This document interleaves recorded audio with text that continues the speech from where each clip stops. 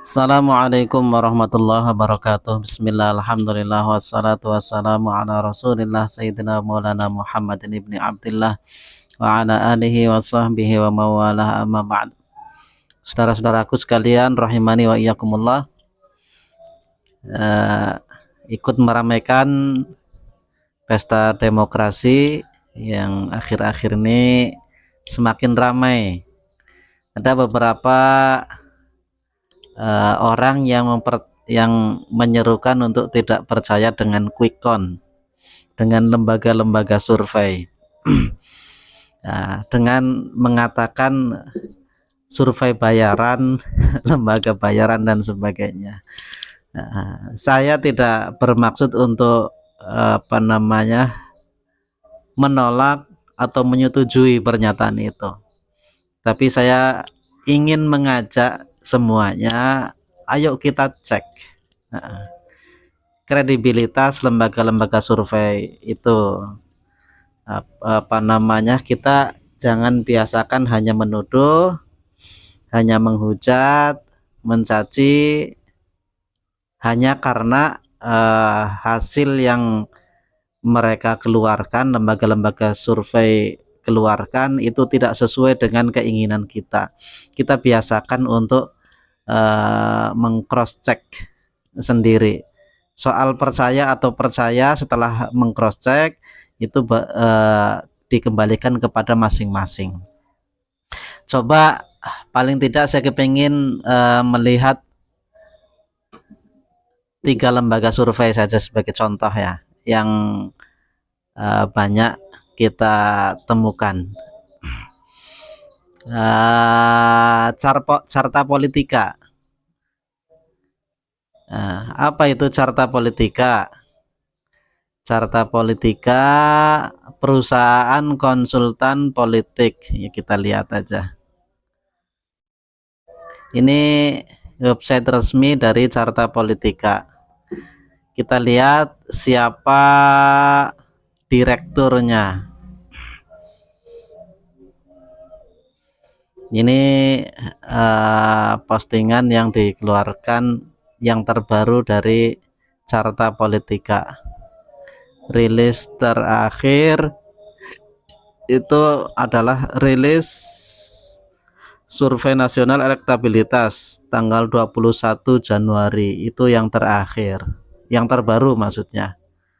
16 Februari ini postingan terbaru. Kekalahan Prabowo di 3 provinsi versi quick count Carta Politika. Kita lihat. Saya juga kepingin lihat metodologi yang digunakan dalam quick count ini seperti apa. Di sini tidak menyebutkan metodologinya kayaknya. Ini hanya hasilnya saja. Berdasarkan quick count Carta Politika, perolehan suara Prabowo Gibran tercatat kalah di Aceh dan Sumatera Barat. Menurut Carta Politika, Prabowo Gibran meraih suara sebesar 45,78% dari 83,78% total data yang masuk di Aceh. Nah, jadi tidak dijelaskan berapa sampel yang digunakan dan metodologinya seperti apa. Saya cari-cari coba. Saya tadi menemukan di sini nih. Ini Carta Politika di publikasinya yang sudah publish, rilis survei. Press release survei Pileg daerah pemilihan DKI Jakarta 1, 2, 3. Ini laporan quick count 2019. Kalau ini yang terbaru, ini kapan ini? 2019 juga. Nah, kita lihat laporan quick count Pilpres 2019. Nah, sepertinya yang 2024 itu belum diunggah laporannya. Kita coba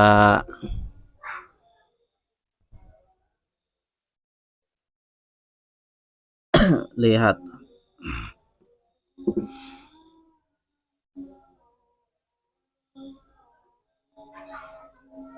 Ini sepertinya nggak jauh beda yang digunakan, metodologi yang digunakan. Iya, udah cantik ya. Nah, ini metodologi yang digunakan. Jadi populasi seluruh pemilih di seluruh TPS tempat pemungutan suara. Jadi yang digunakan itu seluruh TPS, sampelnya sebanyak 2000 TPS, dipilih secara acak dari total populasi 809.497 secara di seluruh Indonesia secara proporsional. Tingkat kepercayaan dengan sampel sebesar 2000 TPS, tingkat kepercayaan quick count sebesar 99%. Dengan jadi 2000 dari 809. Berarti berapa persennya itu? 800 tidak ada 1%-nya ya. Jadi 0,8%.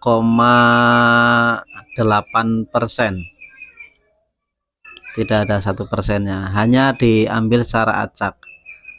Formulasi estimasi perolehan suara calon dan margin of error ini menggunakan rumus-rumus statistika ya. Struktur pemrograman quick count, jadi sudah menggunakan ini 2019 itu sudah menggunakan aplikasi, ini sudah menggunakan IT. Jadi dari daerah-daerah menginput langsung hasilnya bisa lihat di pusat. Nah, ini jadi dari relawan diminta untuk relawan mengirimkan data hasil penghitungan melalui aplikasi. Jadi sudah ada aplikasinya mungkin ya. Nah, ada data tabulasi, data tersimpan di dalam server, ada tabulasinya, kemudian verifikasi data yang masuk oleh call center. Nah, setelah itu relawan diminta untuk mengirimkan kembali. Ada verifikasi juga dari relawan. Nah, setelah itu data ditampilkan di monitor. Tim pelaksananya ini siapa? Direkturnya, Direktur Riset Muslimin Tanja, Amanda Permata, Ujang Wardi. Nah, hasilnya tahun 2019 itu 54,71 itu Pak Jokowi, 45,29% itu Pak Prabowo. Nah, jadi ternyata sampel yang digunakan tidak ada 1%-nya ya, sekitar 0,8%. Itu tahun 2019. Kita belum tahu yang 2024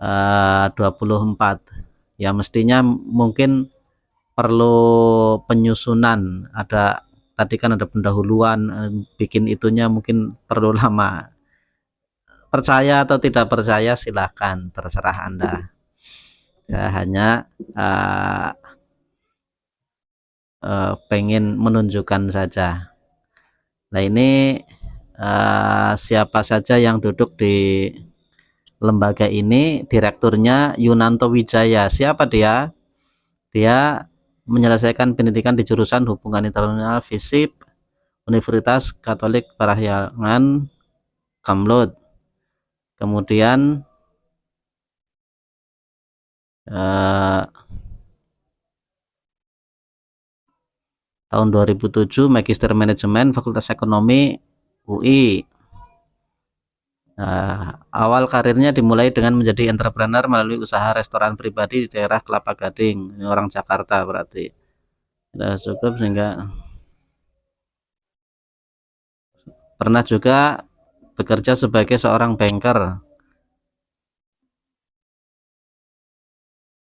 Yunarto ditawari oleh mantan dosennya di Universitas Katolik Metode Parahyangan untuk bergabung dengan Carta Politika. Disinilah karir Yunarto Wijaya mulai dibangun hingga akhirnya menjadi direktur eksekutif. Jadi awalnya Carta Politika itu milik dosennya, kemudian dia direkrut dan sekarang menjadi direktur eksekutifnya. Manajer riset Ahmad Baihaqi, alumni Unpad. Ini basisnya sepertinya di Bandung ini, Parahyangan. Dadang Nurjaman, camp komputer, jurnalistik, dan seterusnya. Ini Carta Politika. Coba kita kepengen lihat yang lain. Apakah sudah ada publikasi dari lembaga yang lain? Indikator politik ini juga yang terkenal mengeluarkan survei atau quick count.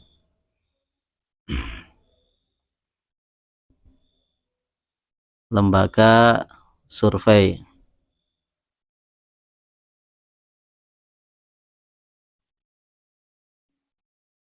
Wah, ternyata ada indikator politik itu pimpinannya ternyata Pak Burhanuddin Muhtadi. Nah, Burhanuddin Muhtadi ini udah guru besar UIN Jakarta. Ini ada testimoni Philip J. Vermont, Ketua Persepi. Selamat Mas Burhan dan teman-teman di Indikator, selamat atas surveinya. Hasto Kristianto, Sekjen PDIP, juga memberi testimoni. Indikator politik Indonesia di bawah kepemimpinan Mas Burhanuddin Muhtadi mampu menghadirkan instrumen politik yang komprehensif dan kredibel, serta penting bagi pengambilan kebijakan politik. Kredibilitas yang dibangun oleh indikator buah dari kedisiplinan dan akuntabilitas pada metode survei yang bisa dipertanggungjawabkan secara ilmiah. Hasilnya kepercayaan publik diberikan pada indikator politik Indonesia. Ini testimoni dari Hasto Kristianto PDIP yang sekarang tidak menuduh KPU berbuat curang. Mardani Elisera PKS juga memberikan testimoni untuk ini indikator politik. Saya apresiasi ke indikator yang rutin. Saya menjadi peserta rutin Burhan, Pak Burhanuddin Muhtadi. Selalu siap gitu loh, karena memang make sense gitu loh. Saya suka bandingkan antara indikator sama yang lain. Yang lain kadang jumping-jumping, kalau ini make sense. Hinca Panjaitan, Partai Demokrat. Jadi petinggi-petinggi partai juga memberikan testimoni tentang kredibilitas indikator politik ini. Kita cari apakah ada publikasi untuk ini Pilpres 2024. Laporan quick count 9 Februari, belum Pilpres berarti. Rilis indikator. Jadi belum ada. Ini hanya yang lama.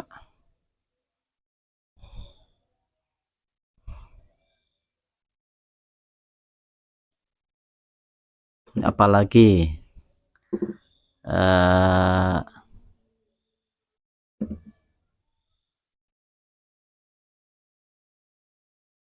lembaga survei mungkin ya.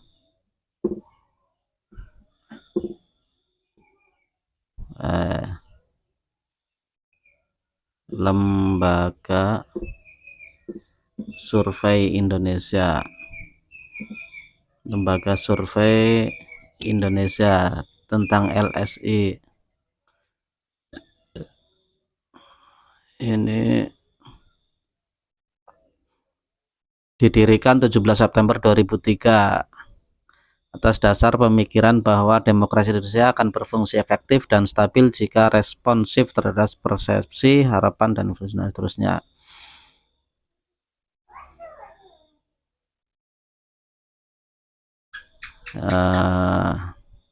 Ketua Dewan Dr. Junaidi Hadi Sumarto, Sekretaris Dewan Joyo Winoto, anggota Dewan Ahmad, Ketua Yayasan Iman. LSI bekerja atas dasar prinsip-prinsip akademik dan analisis statistik yang relevan serta bersandar pada kode etik survei opini publik International Association of Public Opinion Research. Jadi lembaga survei ini juga ada himpunannya, himpunan internasional. Jadi kalau akuntan itu ada Ikatan Akuntan Publik atau IIA internasional, apa itu akuntan. Kalau ini juga ada. Apakah sudah ada rilisnya, publikasinya? Belum ada. Sudah adzan maghrib. Wallahu a'lam bishawab. Salah percaya dan tidak percaya terserah Anda. Itulah yang bisa saya sampaikan.